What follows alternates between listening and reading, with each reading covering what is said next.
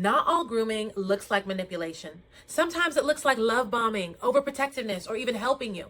And that's why so many people miss the red flags until it's too late. When we hear the word grooming, we often think of extreme cases like adult preying on minors. But grooming is far more common than people realize. And it can happen in any relationship, whether there's a 10-year age gap or just a 2-year difference. It happens to men, women, teenagers, and even adults in long-term relationships. No one is too smart to be groomed because it's not about intelligence. It's about manipulation and emotional conditioning. As a licensed marriage and family therapist, I've worked with countless clients who only recognize the pattern after they are already entangled. So today, in the next few minutes, I'm going to show you the 5 biggest signs your partner may be grooming you, and more importantly, why you might not even realize it's happening. Before we get into the signs, let's define grooming, because many people assume it only applies to predators targeting children.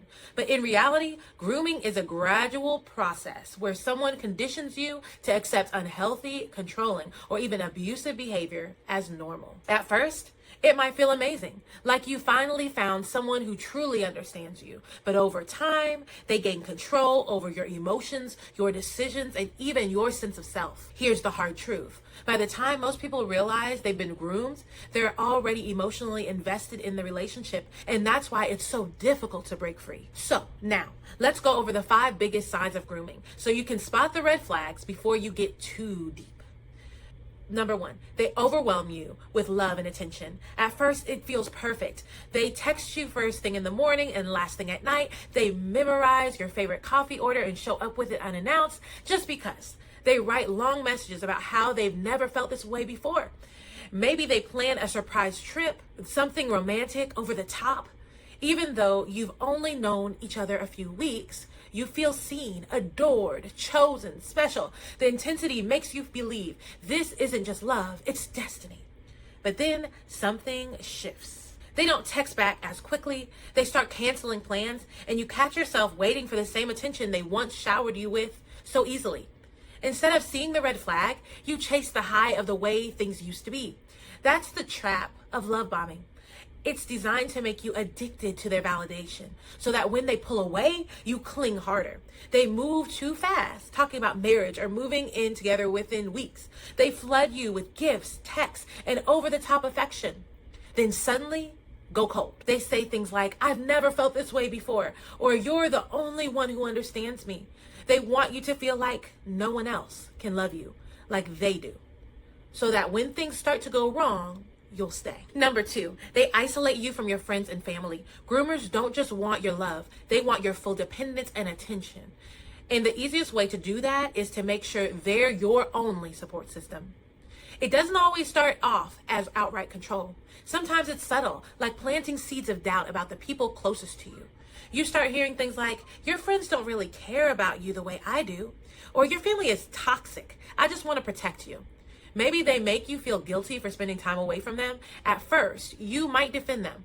They're just protective, but over time, you find yourself justifying cutting people off until one day you look around and you realize you're alone. That's how they gain control, because once they're your only support system, it's much harder to leave. Number 3, they push your boundaries, then make you feel guilty for resisting. A groomer doesn't start with obvious control. They test what they can get away with, pushing your limits little by little. At first, it might seem harmless, like reading your messages as a joke, and then it escalates. They keep pushing after you've already said no. They use guilt, shame, or anger to make you comply. They say things like, "If you really love me, you do this." This is how grooming works. It's not one big boundary crossed. It's 100 little small ones, until suddenly what once felt uncomfortable now feels normal. Number 4, they rewire your self-worth. One of the scariest parts of grooming is how it reprograms your mind. A groomer makes you doubt your own judgment. So over time, you start relying on them to tell you what is real. You start to hear things like, "You're overreacting. You're imagining things. That never happened." Eventually, you start questioning yourself. Maybe I am being too sensitive. Maybe they're right. And that's exactly what they want, for you to stop trusting yourself and trust them instead. You feel like you're constantly walking on eggshells. You think, maybe this is just how relationships are. This is how grooming traps people. Because by the time it turns into full-blown control, you've already been conditioned to accept it.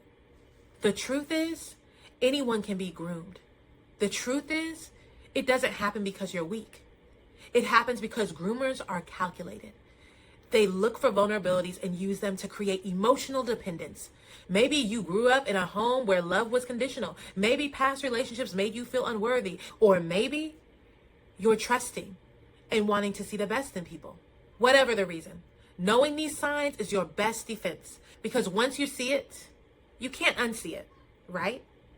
If anything I shared today made you feel uneasy, listen to that feeling. Grooming thrives in silence, but awareness is how we can take our power back. If this helped you, share it with someone who needs to hear it. And if you want more insights on navigating relationships with wisdom and strength, subscribe for more. I'm Jaylee Cunningham, and I'll see you next time. Welcome to Awakening.